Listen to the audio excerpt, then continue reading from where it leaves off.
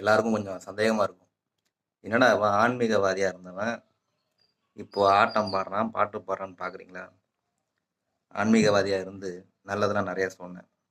அப்போது 10 பேர் தான் சர்ப்ரைஸில் இருந்தாங்க. இந்த பாட்டு போடுறான், ஆட்டம் போட்டு போடுறான் 100 பேர் வந்துட்டாங்க. என்ன சொல்கிறது? சிவன் என்பது யார்? பிள்ளையார்னா யார்? முருகன்னா யார்? ஐயப்பன் யார்? ராமன் யார்? பஞ்சபாண்டவன் யார்?